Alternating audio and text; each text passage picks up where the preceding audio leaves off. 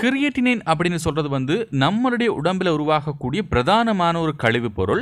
இந்த கழிவுப் பொருட்களை நம்மளுடைய சிறுநீரகங்கள் உடம்பிலிருந்து வெளியேற்றும். சில பேருக்கு வந்து பார்த்தீங்கன்னு சொன்னால் கிட்னி ஃபெயிலியர் ஆகிற சந்தர்ப்பத்தில் இந்த கிரியேட்டினின் லெவல் அப்படின்றது வந்து சாதாரண நியம அளவை விட அதிகரிக்கும். இதனால் நிறைய பிரச்சனைகள் ஏற்படும். இன்னைக்கான வீடியோவில் வந்து இந்த கிரியேட்டினின் அதிகரிக்கின்ற சந்தர்ப்பத்தில் இயற்கையான முறையில் இந்த கிரியேட்டினின் லெவலை வந்து எப்படி குறைக்கலாம் அப்படின்றது வந்து சில டிப்ஸை உங்களுக்கு நான் சொல்லித்தரேன். இந்த வீடியோ கண்டிப்பாக உபயோகமாக இருக்கும். கொஞ்சம் கூட மிஸ் பண்ணாம அப் டு எண்ட் வரைக்கும் பாருங்க.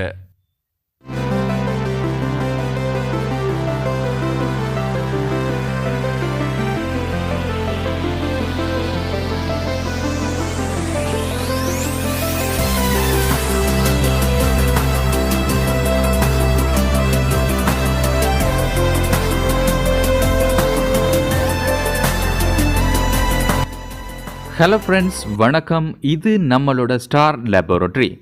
இது வரைக்கும் நீங்கள் நம்ம சேனலை சப்ஸ்கிரைப் பண்ணலை அப்படின்னு சொன்னால் முதல்ல சப்ஸ்கிரைப் பண்ணிக்கோங்க.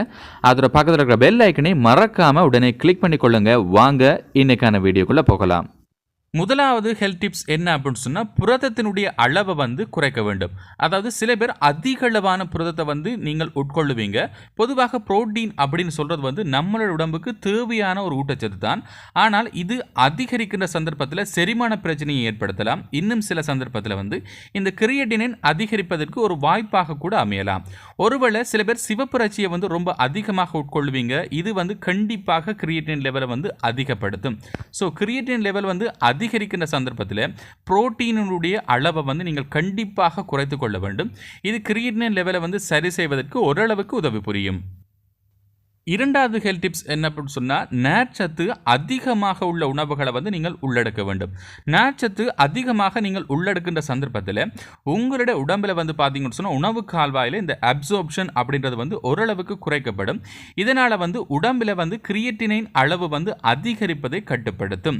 ஸோ கண்டிப்பாக ஞாபகம் வைத்துக் கொள்ளுங்க, தினசரி வந்து நார்ச்சத்து அதிகமாக உள்ள உணவுகளை வந்து நீங்கள் உள்ளடக்க வேண்டும்.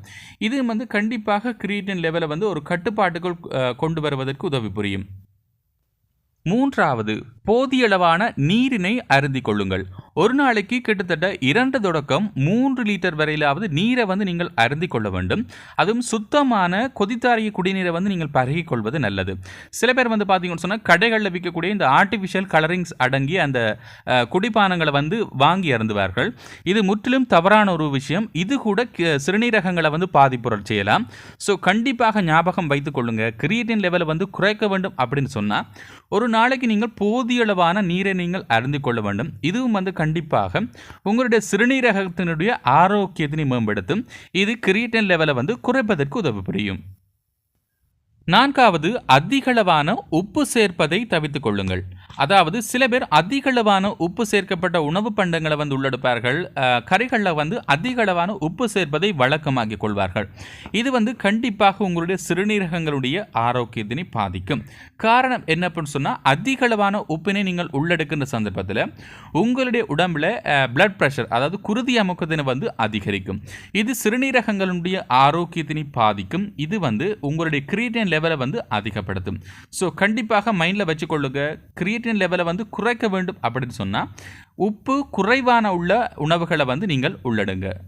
ஐந்தாவது, புகைப்பிடிக்கும் பழக்கம் உள்ளவர்கள் கண்டிப்பாக இந்த புகையிலை அல்லது புகைப்பிடிக்கும் பழக்கத்தை வந்து அறவே விட்டுவிட வேண்டும். இது வந்து கண்டிப்பாக உங்களுடைய சிறுநீரகங்களுடைய ஆரோக்கியத்தினை பாதிக்கக்கூடிய ஒரு விஷயம். அதிக அளவாக நீங்கள் புகைப்பிடிக்கும் போது நுரையீரல் சம்பந்தமான பிரச்சனைகள் வரலாம். இதனை தவிர உங்களுடைய குருதி அமுக்கத்தை வந்து அதிகரிக்கலாம். கூடவே சிறுநீரகங்களுடைய ஆரோக்கியத்தினையும் இது பாதிக்கும். ஸோ கிரியேட்டின் லெவலை வந்து குறைக்க வேண்டும் அப்படின்னு சொன்னால் இந்த மாதிரியான பழக்க வழக்கத்தை நீங்கள் கண்டிப்பாக விட்டுக்கொள்ள வேண்டும். இதனை தவிர ஆல்கஹால், அதாவது மது அருந்து பழக்கம் உள்ளவர்கள் இதனை தவிர்க்க வேண்டும். இது வந்து உங்களுடைய சிறுநீரகங்களை பாதிப்பதற்கு ஒரு காரணியாக அமையலாம். ஆல்கஹால் வந்து அளவுக்கு அதிகமாக அதிகரிக்கும் போது கல்லீரலுக்கு வந்து பார்த்தீங்கன்னு சொன்னால் இது தீங்கினை ஏற்படுத்தும். கூடவே சிறுநீரகங்களுடைய ஆரோக்கியத்தினையும் இது பாதிக்கும். காரணம் என்ன அப்படின்னு சொன்னால், நீங்கள் ஆல்கஹால் அருந்தும் போது உங்களுடைய குருதி அமுக்கத்தை வந்து இது தற்காலிகமாக அதிகரிப்பதற்கு ஒரு சந்தர்ப்பமாக காணப்படும். இது வந்து கண்டிப்பாக உங்களுடைய கிரியேட்டின் லெவலை வந்து அதிகப்படுத்தலாம். ஸோ உங்களுக்கு கிரியேட்டின் லெவல் அதிகரிப்பதற்கான ஒரு பிரச்சனை காணப்படும் அப்படின்னு சொன்னால் கண்டிப்பாக மது அருந்துவதை வந்து நீங்கள் கண்டிப்பாக தவிர்த்து கொள்ள வேண்டும். இதனை தவிர இறுதியாக தரக்கூடிய ஹெல்த் டிப்ஸ் என்ன அப்படின்னு சொன்னால், அதிகளவான உடற்பயிற்சி கூட உங்களுடைய சிறுநீரகங்களில் கிரியேட்டின் லெவலை அதிகப்படுத்துவதற்கு ஒரு காரணியாக அமையலாம். ஸோ இதை கண்டிப்பாக மைண்டில் வச்சுக்கொள்ளுங்க. பளு தூக்குபவர்கள் அல்லது அதிகளவாக எக்ஸசைஸ் செய்பவர்கள் கண்டிப்பாக சிறுநீரகங்களுடைய ஆரோக்கியத்தினை இது பாதிப்பதற்கு ஒரு காரணியாக அமையலாம். உங்களுடைய கிரியேட்டின் லெவல் அதிகரிக்கும் அப்படின்னு சொன்னால் கண்டிப்பாக இந்த மாதிரியான எக்ஸசைஸ், இந்த மாதிரியான செயல்களில் இருந்து நீங்கள் விடுபட்டு கொள்ள வேண்டும். இது கிரியேட்டின் லெவலை குறைப்பதற்கு கண்டிப்பாக உதவி புரியும்.